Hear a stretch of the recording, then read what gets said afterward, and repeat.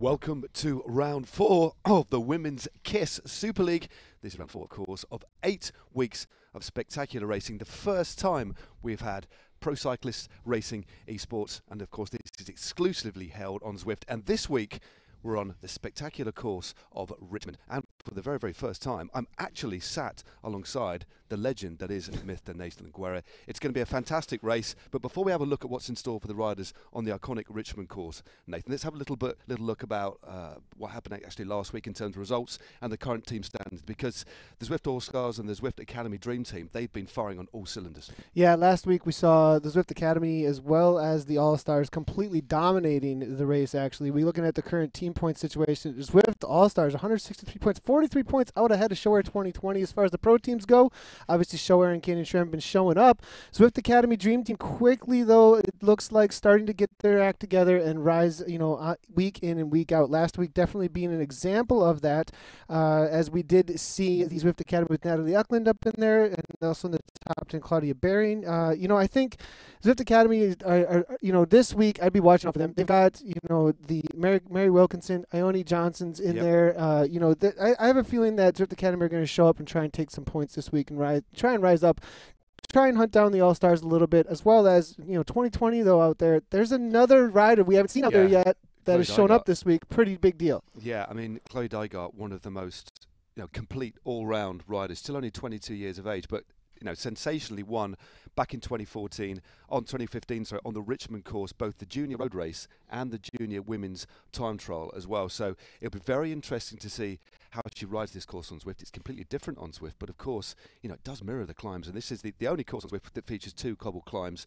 and they suit a rider who has a certain set of attributes.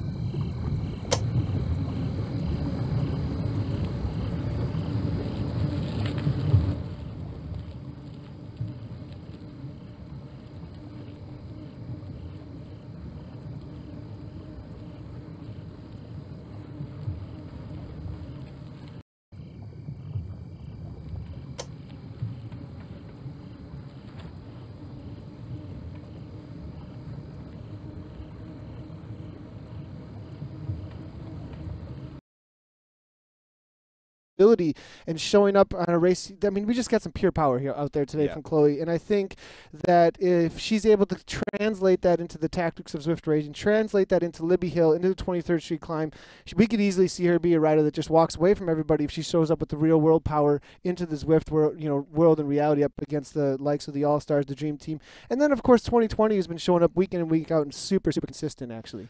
No, definitely. I think the thing that she brings as well is the fact this sort of course suits a rider who's punchy. She's obviously an expert at cyclocross as well. A couple of riders that we need to talk about a little bit as well. Tiffany Cromwell, back in 2013, she won Het Nieuwsblad, of course, one of the Cobble Classics. Very, very experienced rider. As we look to the riders in the pen, only 27 seconds ago. Also look out for Mary Wilkinson. I've already mentioned Ione Johnson, both of the Zwift Academy semi-finalists from last year. Ione from New Zealand.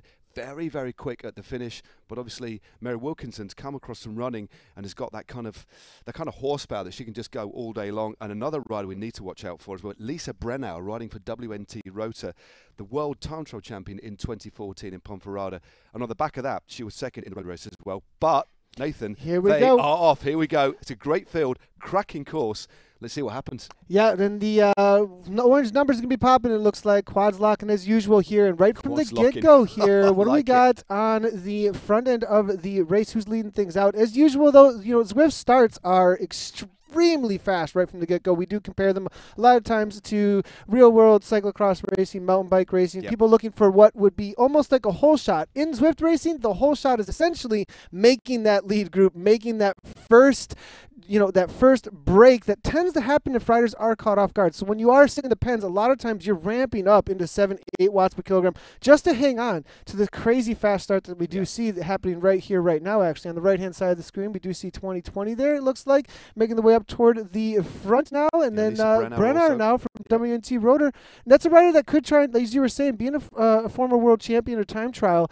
This course, if, there's 3 sections of the course where she would have to stay away, Matt. I think there's a reality of that when you're time trialing off the front, you do get away. You have to temper your effort just a little bit because she's going to have to kick over the top of those if they do get, if we do have a breakaway like that, it's going to still have to be this tempered effort looking toward those climbs still. And I think to explain this course a little bit, of course, it is the Richmond course back in 2015, 16.2 kilometres per lap, total elevation of only 157 metres, but don't let that trick you because believe you me, this, especially towards the back end, the climbs come in rapid succession, the climb of Libby's Hill, then 23rd Street. Then we haven't really talked too much about the nasty drag to the line as well, because that is, okay, not as steep, it's not cobbled, but it could play quite a significant role and really kind of sap the strength of the riders who are looking for a sprint finish as well. But there's lots of parts of this course that are pretty flat, easy to sit in.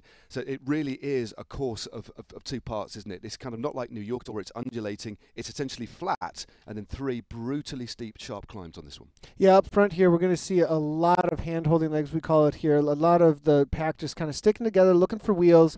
And we're going to head into this next flatter section. We have the sprint sections up front, out on course here. Two of them leading into the industrial park that's down below. So essentially, you've got this upper part of the course that's at a little bit higher elevation. It drops down into the industrial park, goes along the river for a moment, and then we do head into Libby. So up front, I have a feeling they're just going to kind of be looking at each other. We might see a couple of attacks off the front here and there just to kind of test the legs, but I don't think anybody's going to be looking to risk too much here, as you could definitely lose the race here, but you're most likely not going to be winning it as they do head up this little undulation, a little bit of cobbles here they do have heading into the first flatter sections of the course out on Richmond, and then they will be heading toward the first sprint section in just a moment. I wonder if anybody's going to contend that, as you can see them on the little mini map in the upper right-hand corner there, the actual course profile with the sprints right next to each other. Yeah, the sprint not too far away. Again, the sprint's coming pretty rapid succession on this course. But for any of you who are new to the Zwift KISS Super League, I'm just going to run through the teams here. There's two teams that are taken from the Zwift community. Definitely watch out for those. They've really been bossing this, of course.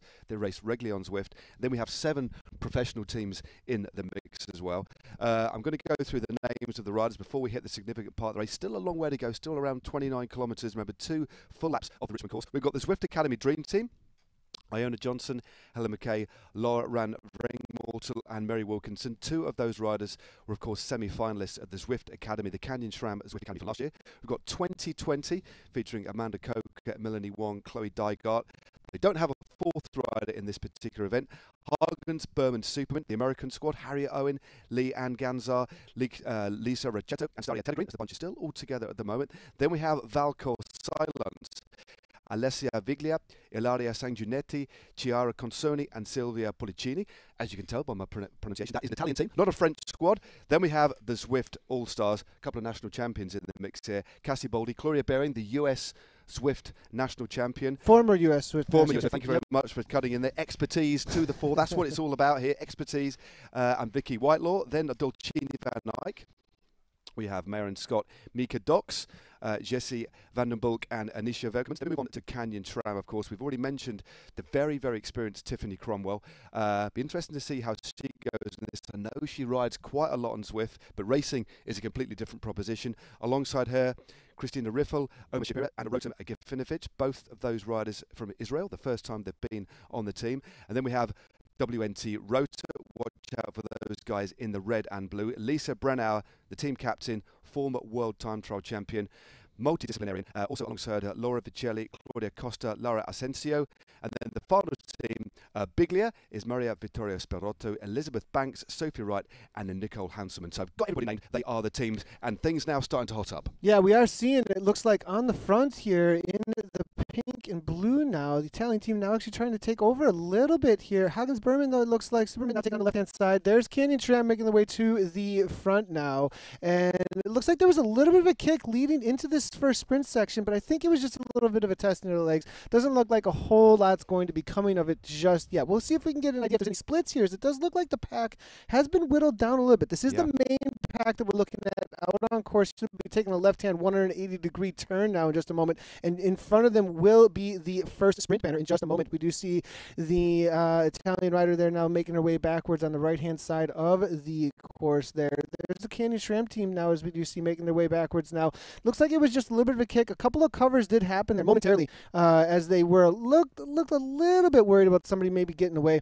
Does look like a little bit of ramp up. Here we go. The All-Stars now starting to take over the front end here, but it's going to be Sanguinetti now for Valcar-Cylance trying to cover, but nope. The power-ups are thrown down with one feather power-up. A little bit late to really be involved there. Maybe just looking for an arrow power-up coming through, but it was the All-Stars. 1-2, it looked like on screen there. Holbach and Johnson. Looks like Ione Johnson maybe taking the second place there. No, actually it was Ione Johnson a moment ago. We did see here. It looks like it did come through the New Zealander, who we expect to be the punchier sprinter out there today, actually. I mean, we saw her race live, didn't we, at the Zwift Academy finals? Yeah, I was on the ground there watching that race between Ella, between Mary, and of course between Ione.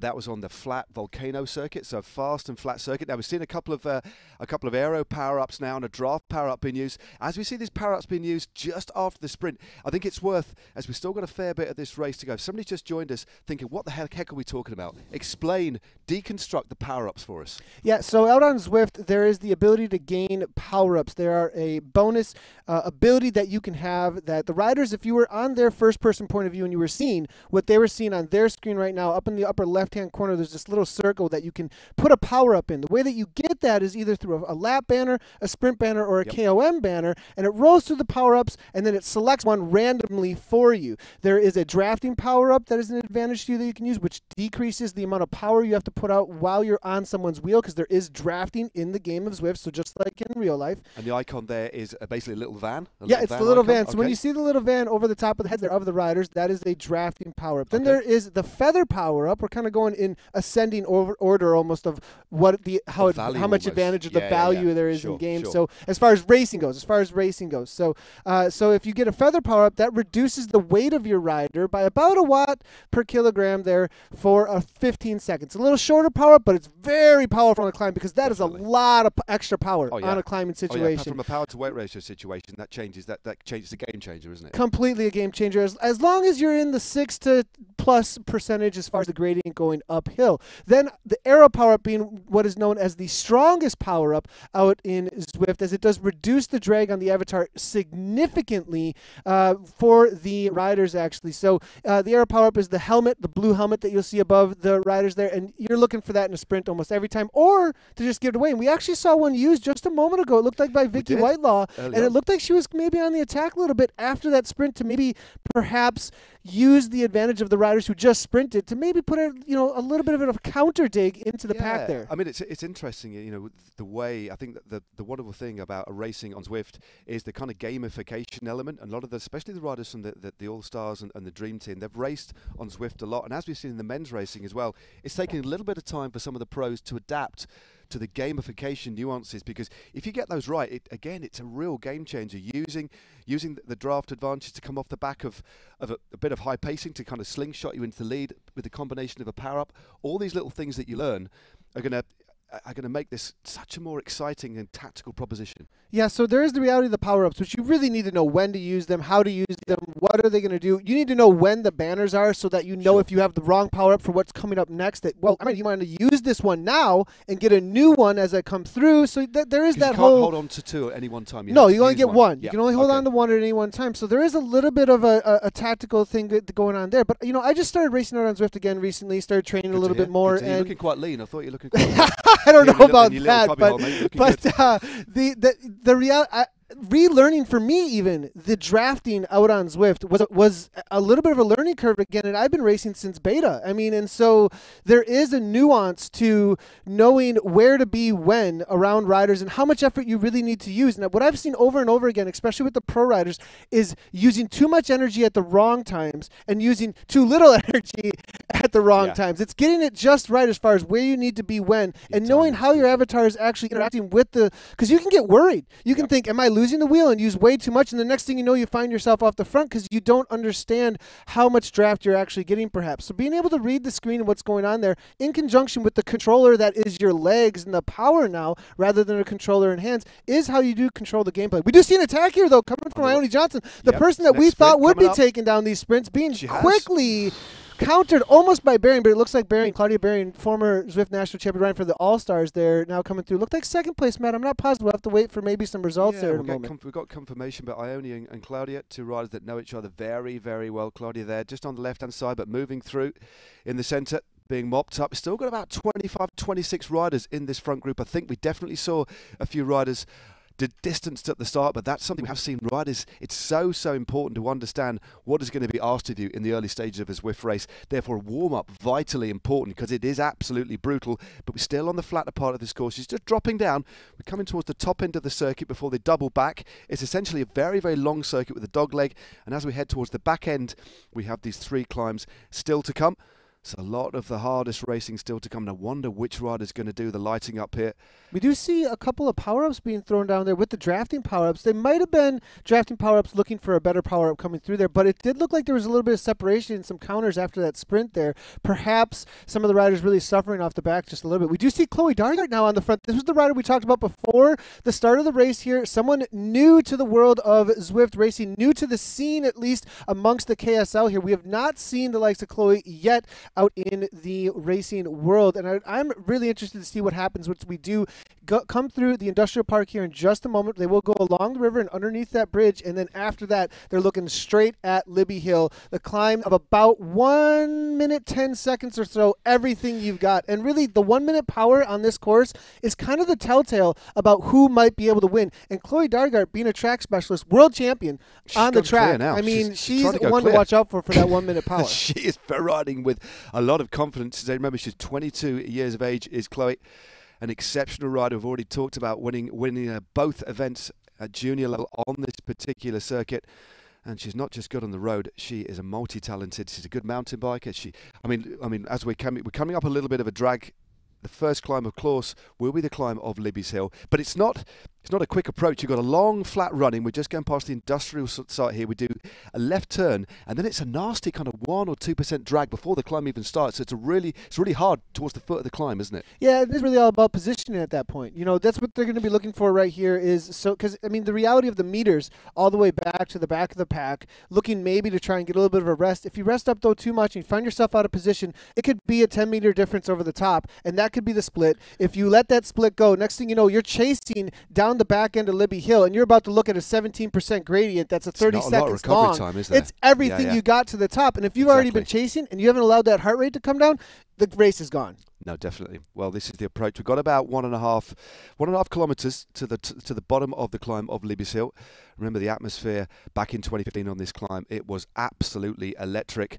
Of course, it was Lizzie Deignan who took out the women's world road title. Peter Sagan on the climb of 23rd Street accelerated away on the pavé to win solo. And this is a nasty little bit of a drag here. We're seeing the watts just increase here up to around 300 watts on the left-hand side as riders, as Nathan just said, getting into position to make sure they haven't got to do too much moving up. So I think we might see a bit of a ramping up in terms of the speed here. We are from like 220, we're sitting up to near or nearabouts 300 watts here, which isn't really a surprise. No, it's not. This little kick right here a lot of times is a little bit of a tester, actually, for those who are suffering a little bit. Sometimes we do see a break before Libby Hill during this. Looks like it's going to stay calmer, though. Once in a while, a rider does get a little bit excited knowing that Libby Hill is on the way, and sometimes you find a rider kind of anticipating what's about to happen, that there's this climb coming, and they send something a little too strong, and they find themselves out the front, waste a little bit too much energy. But today it looks like the pack's keeping it calm over the top as they head along the river here. They'll be taking a left-hand turn after they come underneath the overhead bridge in just a moment, and they will start to climb up and over the top of Libby Hill. Looking at the current wattages that have been putting out there out on course, man, it looks like the most of the riders pretty similar, but as far as who's done the brunt of the work out there today, we are seeing up into about 4.2 watts per kilogram for Dolcini Van Eyck here. It looks like Mike Dox here out there, the Belgian rider. So it looks like as far as the brunt of the work would be there. Cassie Baldy, though, as well from the All-Stars, has been on the front of this race, it looks like, a lot as well, with a style of 4.1 watts per kilogram so far. Now, if you're unfamiliar with the reality of Zwift racing, you're just tuning in for the first time, we're like, watts per kilogram? What are you talking about? What's going on with that? On the right-hand side of the screen right now, you see who we currently have selected for the rider in the pack. You can see C. Dygert Owens, and that is going to be Chloe Dygert on the right-hand side of the screen. You can see underneath her name, the watts per kilogram she's currently holding. And that is what is actually powering the avatar, is the watts, and the weight that she has in game combined with the watts that she's putting out is your watts per kilogram, which then drives the avatar forward. Just like in real life, you need a certain amount of watts to put your body weight forward. Just the same thing in game here. We actually just saw her pop a feather power up a little bit early. It would have been nice if she used that on the uphill here. Only 154 beats per minute, perhaps an accident, but in the upper left-hand side of the screen, then that is her actual current wattage, her current heart rate, and her current RPMs. That's what she's actually putting out right now in real life at her trainer, at home, or wherever she is riding and competing out there today. Interesting there, Matt, to see that feather power up fairly early. Yeah. Perhaps a mistake. I mean, that would have been very useful on the climbs to come here. Yeah, definitely, unless you just wanted to use it. This is the bottom of the time section, basically. Just dragging up now, but yeah, using one so early, unless she was struggling and just wanted to kind of save herself to move up, but she actually held her position and kind of dropped back, so an interesting use of a power up. And again, hard to do it by mistake. We have riders with a special button that they use when we have at live events, but generally a rider will use their app or a space bar on their laptop to basically use that. So I don't know what's happened here, but we can see the pace really starting to increase at the front. The bunch now starting to really kind of thin out and string out. This is what we expect to see. Mary Wilkinson there. This is going back a little bit. This is Tiffany Cromwell, one of the riders obviously detached earlier on. We're looking at Baldy here, who's a little bit now. She's gone actually clear. 6.7 watts per kilogram. That's punchy. 7 watts per kilogram. She's got a gap. It's a 1 second gap at the bottom of the screen. You can see it's out to 14 meters. The draft on the rider, which does matter a little bit on the climbs, big power, is out 379 watts right now. 7.98 watts per kilogram almost. There's a feather power. We spoke about this earlier. It's 15 seconds. Reduces the weight of the avatar right now. She's at a 6% grade, almost to the top. And I think we're going to see a split here. We predicted it before the race that this was going to break up completely as soon as we hit these climbs. I have a feeling this is going to be the first break. We might see her start to walk away solo. I don't think it's going to stick solo. I think this is going to be the lead group happening over the top here, though. You can just see the way it's fragmented. Big power and a really, really ideal, optimized use of the power up, just going over the top. She's definitely going to take the points as she goes through the arch there, but this is a nasty little false flat here. We then start dropping down towards the next climb, of course, of 23rd Street, which is a far shorter affair, still on cobbles. But as you said, Nathan, this acceleration by the lead rider has really started to force things and split things up. Mary Wilkinson there, of course. We knew that she'd be there in the mix just on the left-hand side of the pink. A very, very interesting split. Some elite riders in this front move now. Yeah, so it is going to be Hubach, it's going to be Whitelaw, it's going to be Wilkinson, Baldy, Ione Johnson, and I did see Chloe Dargard on there as well. So the predictions there, we said that Dargard would be a force to be reckoned with, and she is there. But who has she made it with? It looks to be well, 2 All-Stars and 2 Dream Team riders, actually. Amanda Corker's almost on terms there, it looks like they're 3 seconds back. Amanda Corker from Show Air 2020 needs to get back on terms with this. McKay's there as well from the Dream Team in the Chase group. Banks is behind, it looks like, from Bigla, but it's going to be, it looks like, all together, if this Chase does come back together, it's going to be Show Air 2020 along with the All-Stars and the Dream Team off the front at this point. Well, Baldy, that was very, very impressive move there. You can just see 3 riders from the All-Stars there. The rider in the middle in the blue jersey, that is Chloe Dargard. Just up this nice little kick. This is now the foot of the next climb. This is 23rd Street and another big acceleration on the front here. Big power. Look at this, 430 watts. This is a shorter climb, but brutally steep. The place, of course, where Peter Sagan made his move, 500 watts.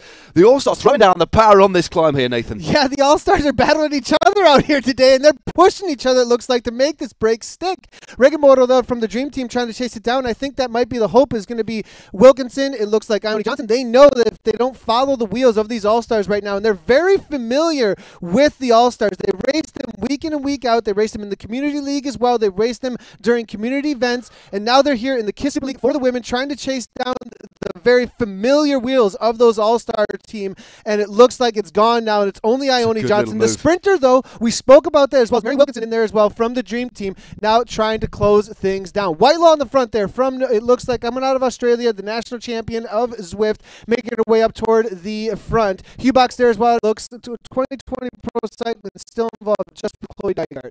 Yeah, sorry to interrupt there, Nathan. No, it's okay. I still apologise for interrupting you, but everything's fine. Everything's fine. No, sorry to cut across you there. We have an amazing little split here. These riders clearly... Fine, kind of, but it looks like for the chasers at this point... No, that's not good. Hanks, McKay, and Amanda Coker off the back. Seconds. Not feeling fine too much after 23rd Street. Just look at the power in here, the way that Baldy rip things up. She's obviously the Mountains jersey there, but this is a group that we know are going to work together. And I tell you what, look at the avatar of Mary Wilkinson. That looks remarkably like her as well. The first time I've seen an avatar really looked like it's got the hairstyle of Mary. But no, rolling through exceptional. Ione Johnson is there. Very, very dangerous rider indeed. She is a rider. When I said she won the Zwift race at the Zwift Academy back before Christmas, she's putting out 900 watts towards the finish. She's a very, very punchy rider. So a breakaway of so much talent, but very, very different riding styles as well. And that's going to make a very fascinating finale. It will, definitely. Now, Amanda Coker here, though, she is the current, I believe, 1 year total distance record holder for women, actually.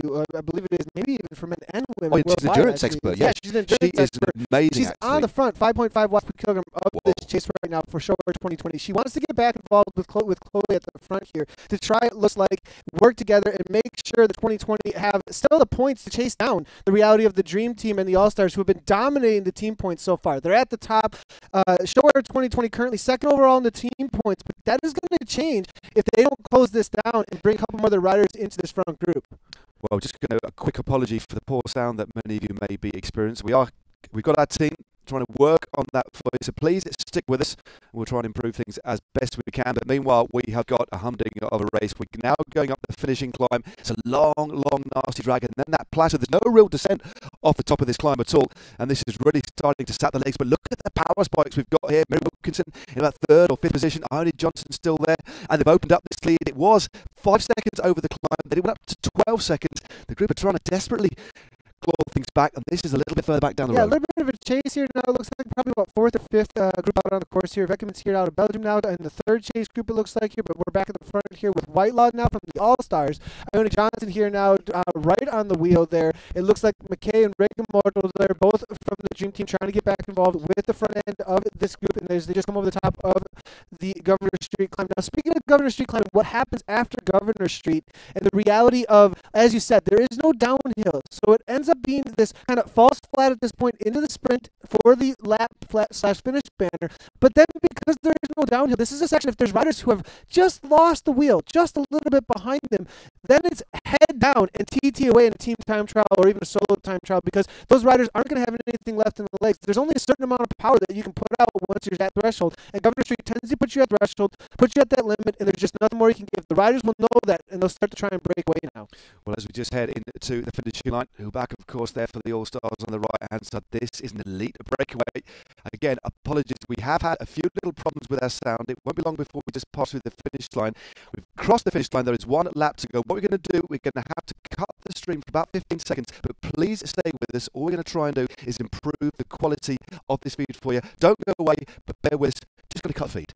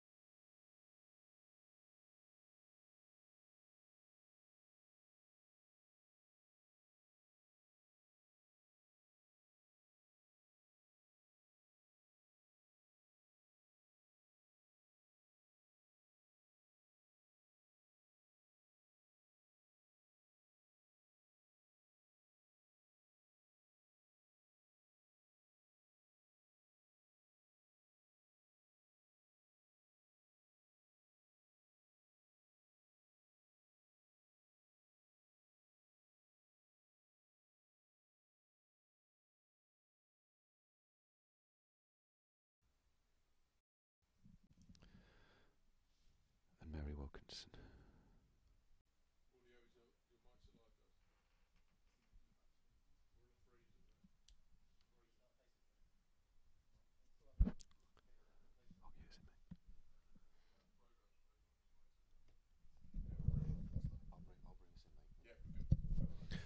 Well, welcome back to round 4. Apologies for what has happened.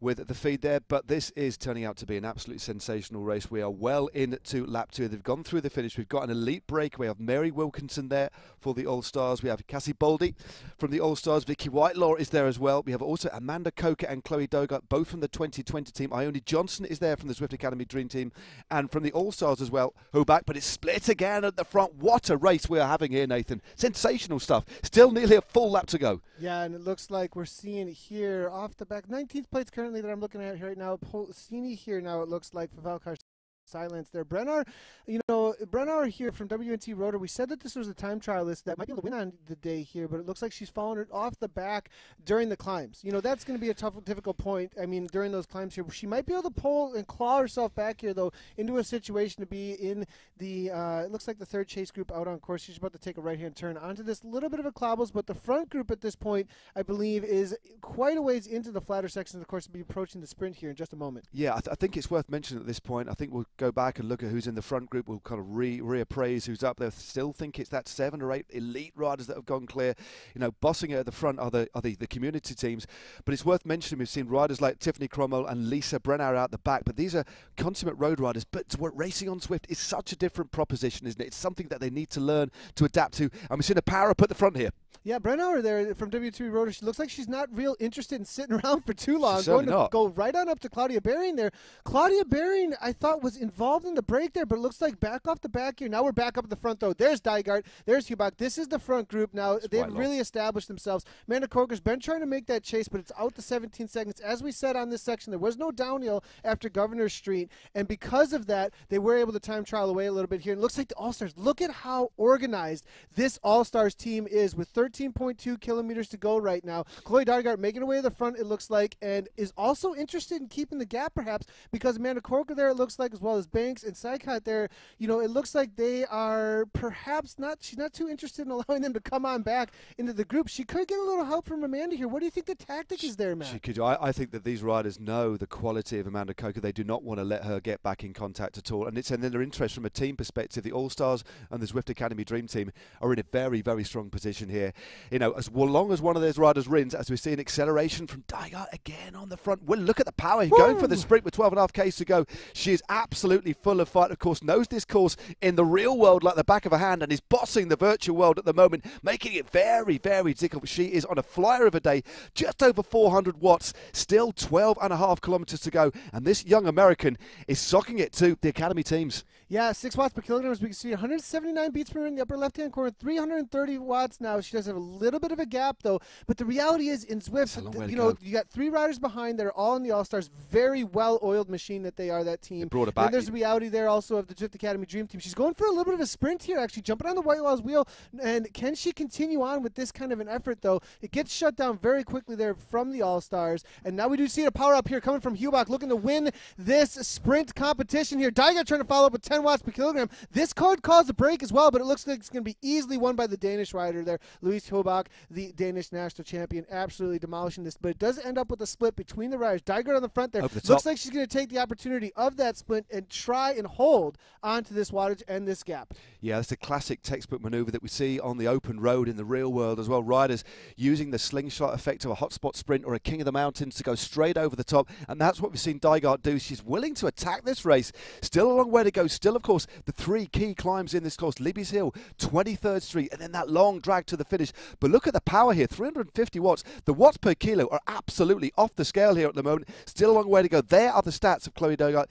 2020, the team, 22 years of age, and there you go, 2015 Junior World Time Trial and Road Race Champion, as well as a Pursuit Champion and a Team Pursuit Champion, and of course Cyclocross Champion, mountain biker as well. She has got it all, but again, she's been brought back to heel by the experience, by the patience of the teams just behind. Fascinating race that's unfolding. All-Stars. I mean, Matt, the All-Stars are just so experienced out here today. You can see them. Just look at how bunched up they are. They're not panicking at all, are they? They're not separated. A lot of times when you see teams that don't have a lot of experience out on Zwift, you see their avatars all split up. It looks like just like it does on the road when you see a team time trial. It just looks like it's out of control, or you see a well-oiled machine. They're right on each other's wheel. They know exactly where to be. They know exactly how to draft, and you see that from the All-Stars. They covered that move very quickly. Now, one of their conversations prior to this race was that Chloe Dygart might just have the raw power, regardless of her Zwift tactics, regardless of her familiarity, to just walk away. I mean, we're talking 2017, 2018 World Championship type power here. She may be able to put the hurt on, but there's reality at this point. She's on the front. She's just driving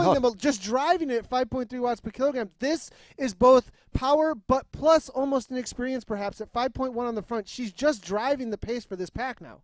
Well, we've got some information just coming in that these riders are currently set to break the women's 2-lap record by over 2 minutes, or the fastest lap by over 2 minutes. And we saw the last ascent of Libby's Hill, I think the first 10 riders up, basically that's the kind of some of the fastest times we've seen.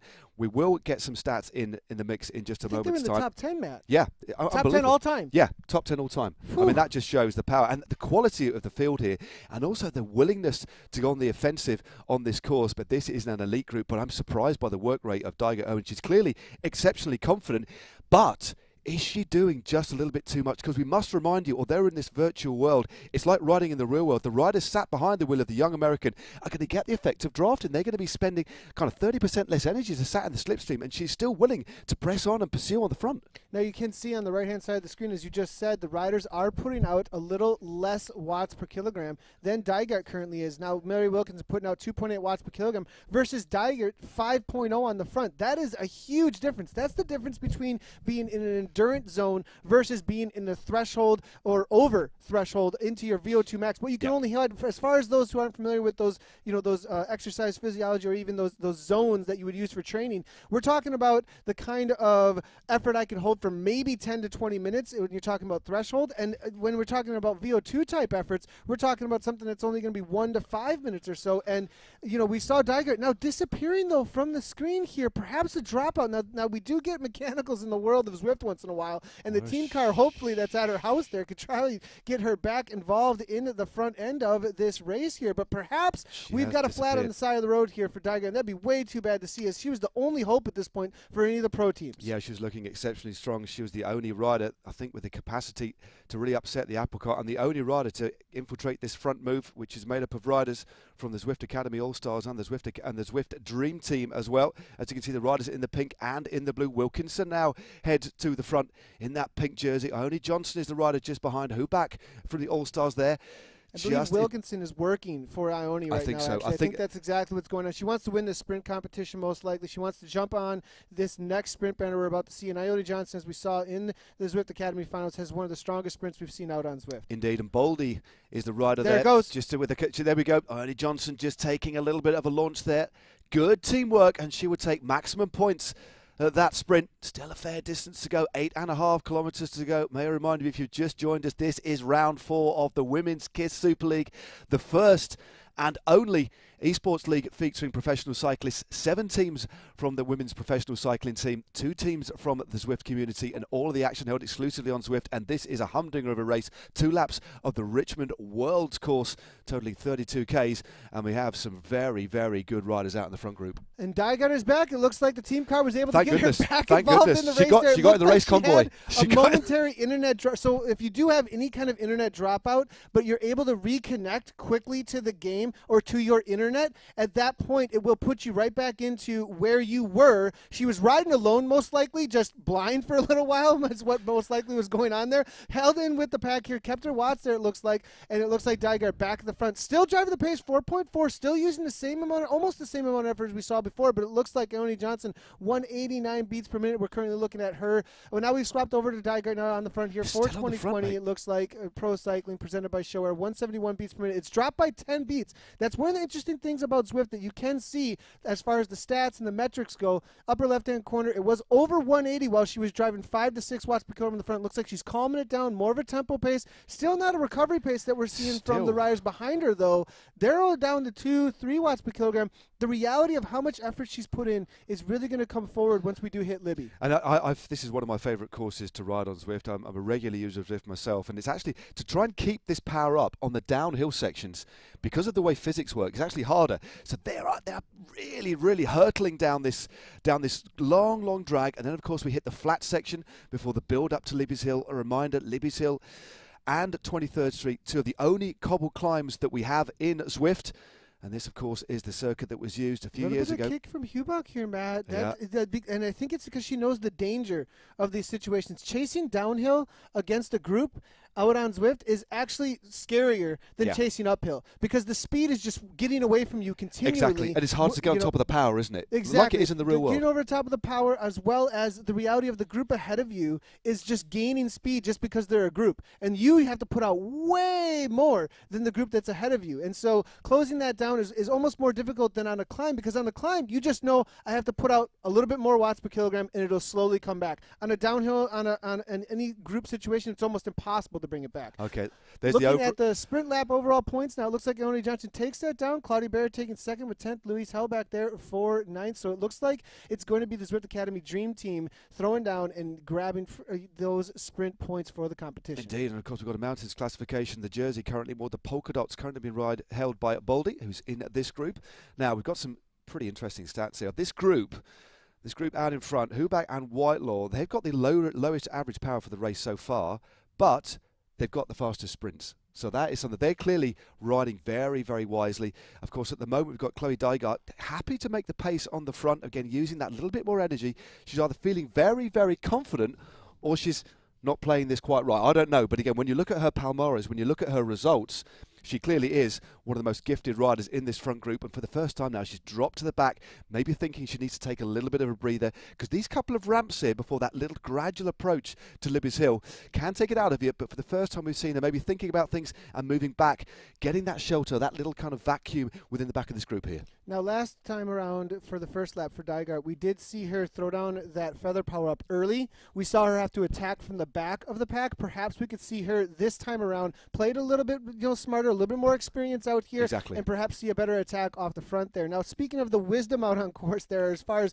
who's got the experience, you're speaking of Huback, you're speaking of Whitelaw. They both ride for innovation, actually, off of the All-Stars in the community teams, and we've seen them power away in the community races, actually, time and time again together. And we've also seen them, like you said, play it very smart so far. And I have a feeling that Whitelaw and Huback, that we might see an absolute explosion from those two riders at the most opportune time. And I'd call that most likely 23rd Street, because they might not want to see a sprint up over the top up against the likes of Dygert as well as Ione Johnson. They might have a better kick. We haven't seen it on Zwift necessarily, as we were talking about the Zwift stats before, but they may have a kick that they're worried about. I wouldn't be surprised to see Whitelaw and Huback try and get away. Okay, we're just under 5 kilometres to go, 4.7 to be exact. We've got the 3 climbs coming up, but another little nugget of information. Now, Dygert's efforts, Chloe Dygert's efforts, of course, the winner of the Junior World TT and Road Race on this very circuit in the real world a few years ago, her efforts have reduced the predicted lap time by almost a full minute. This is a very, very punchy time. This is going to set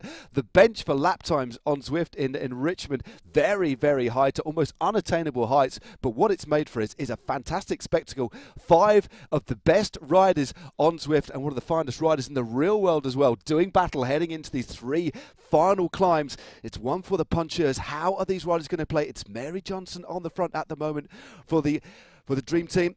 3 riders, of course, from the All-Stars there, and then the one Lone Ranger in the form of Chloe Dygert heading into the foot of Libby's Hill.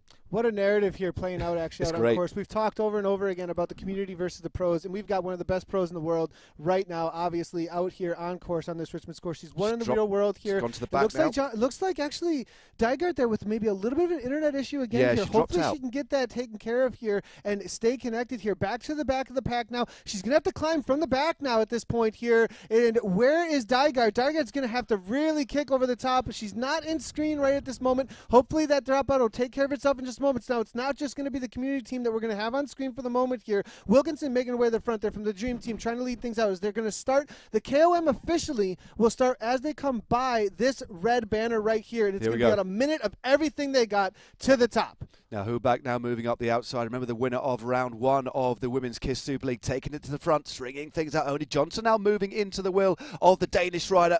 But where is Chloe Dygert? Chloe Dygert, of course, she had that little dropout earlier on. Fingers crossed she makes it back into the race. But at the moment, it's the All-Stars and the Dream Team.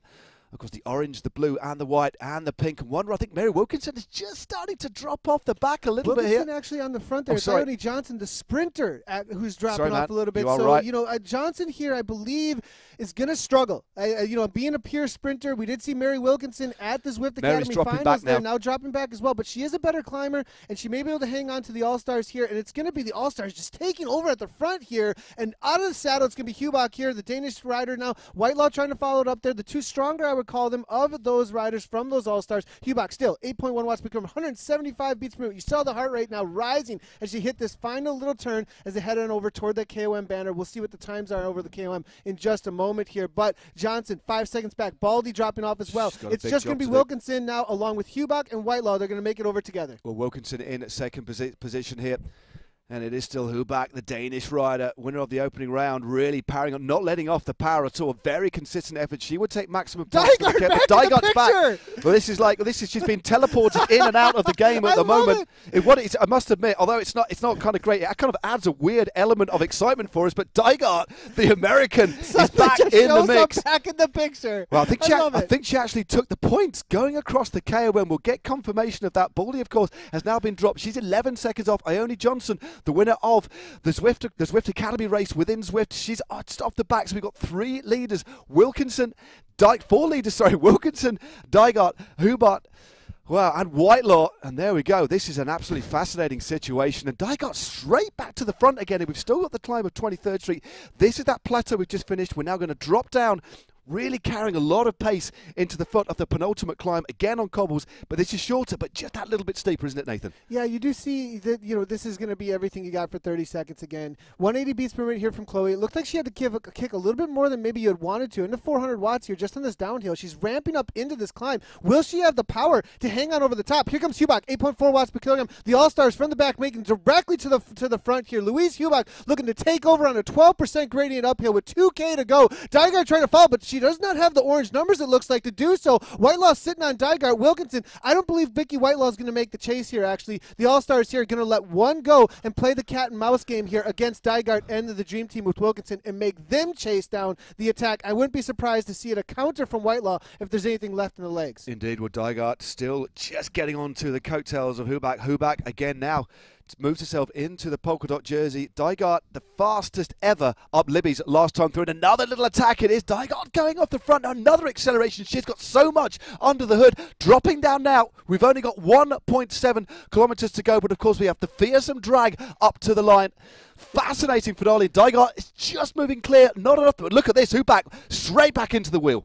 Look, Dygart I thought that she was at almost max heart rate at 180 beats per minute. Looking in the upper left-hand corner, now 187 and continuing into 450 watts. She almost had a gap in the downhill. It looks like she's now made this a race of 2, and she is actually the sole instigator of this break because Louise Hubach, she attacked over the top of that 23rd Street, but then it was followed very quickly by a counter by Chloe. She opened it up, and now she made it so it's no longer a 2 versus 1 situation because she was able to get rid of Vicky Whitelaw. Hubach, Dygart off the front, head-to-head over the top of Governor Street. 14-second gap. I do not believe that's coming back. No, that's a big, big gap to have opened up, and they're working. Hubach happy to work with her, the American. It's Denmark versus America, the All-Stars versus the 2020 team, the pros versus the Zwift community, and you can see just up ahead, the road gradually starts to tilt. It's 2% at first, 3%. Then we've got a series of gradual hairpins. Then we swing left over the top. Then you will see the finishing banner.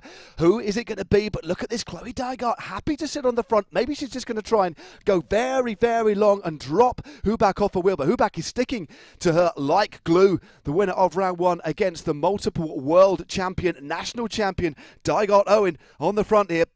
And a distant third place. I think it is definitely just between these two riders now, Nathan. I believe so. If they're able to hold at least a 4.0 watts per kilogram over this section of the course, we see Dygart's heart rate. It's dropped by almost 15 beats. She's got plenty left in the tank, actually. Look at the heart rate drop of Chloe Dygart very quickly coming down. But Hubach, I would watch out for Hubach, though, as well. Dygart wants to make this an early sprint, it looks like. Just get away and make it a drag race to the line. 9 watts per kilogram. The gap is open up. Hubach, though, following it quickly. The gap is open, though. It's obvious. It's really there, and she's going to have to close this down right away, and it's going to be a drag race to the line, it looks like. This is fascinating stuff. A good bit of time in there from Dygart to use that featherweight power-up. Again, that increases your power-to-weight ratio for about 15 seconds. She's done it, but look at this. Hubach hasn't even dropped to power-up and is back in contact with the American, who goes again. Hubach now being dropped. Big acceleration by Dygart, and the road swings to the left. Then the finishing banner will open up. What a sensational performance. She won it in the real world. Can she do it in the virtual world? It's out to 10 meters now. go. Now the question is, did she do too much at this point? 185 beats per minute. Hubach, her heart rate has come up into the 170s at this point, 180s almost. I'm not sure she's going to have it. It's out to 2 seconds. All Chloe Dargard has to do is hold on now. 10 watts per kilogram. I think she's got this one in the bag. There's no draft any longer. The ride-ons are over the top of Hubach's head over in the back there. The community's cheering around, but no, the real world pro power numbers have shown up today. We said it beforehand. It might not be about just tactics and Zwift experience, because when you hit climbs like this and the pro power shows up, it's all said and done. Chloe Dargard throwing it down for 2020. That's going to bring them up in these team standings. Well, 2020 are going to take the win. It looks like a big battle by Hubach. She's only 2 seconds behind now. 1,100 watts. This is just big, big for fun. This is why this woman is a multiple world champion. She takes the win in round 4, the Women's Kiss Super League. A wonderful second place from Hubach. What a battle we had. Big gaps has opened up. Look at the gap back to Mary Wilkinson. 48 seconds. Just shows the ridiculous numbers and the wonderful racecraft and the sheer tenacity and aggression of the multiple world champion. Twice wins it in the real world. Now she takes victory on Zwift. Fantastic stuff. What a race, Nathan. What a race here. Chloe Dargard there. She also took the fastest time over the KOM just a moment ago. We are seeing a sprint here now playing out here between Vicky Whitelaw and Mary Wilkinson. Mary Wilkinson, it looks like, taking second place to Vicky Whitelaw, who just crossed the line at 180 beats per minute. So it looks like the All-Stars are going to take second and third, I believe, on the day. Solid. We'll have to go back and take a look at the official results. It's preliminary results. Dream Team still taking, it looks like, fourth place out there on the day. But, I mean, with 2020 taking the win, All-Stars second and third. The team standings, again, are going to maybe a little bit of a closing of a gap there between the 2020 Pro Cycling and the All-Stars, but All-Stars still showing their domination, though, and consistency in the KISS Super League. Oh, definitely. We just saw by the way they stacked the numbers up at the front, so the All-Stars and the Dream Team. 2020 riding exceptionally well, but this field absolutely decimated at the moment. What a wonderful race. Just to see, again, we've seen how well the teams from the community have been racing on Zwift, but to see some of the pros, again in the men's racing, but now the women's racing, some of the pros really adapting. Once they've got a grip of the tactics in Zwift, what they do have as an advantage, and it's right for us to say, is that endurance, is that raw power. That's why they're professional riders. And when you're a world champion on the road, you've clearly got something on the hood. But combine that with tactical nous, it's a pretty formidable force to be reckoned with. Yeah, definitely. And, you know, we've seen this like time and again when we hit the climbing courses. We've hit the climbing where it really starts to go, when we hit the course where it really starts to go uphill for some serious power. The reality that the pro riders, when they do show up and just throw that down, you know, you can get away.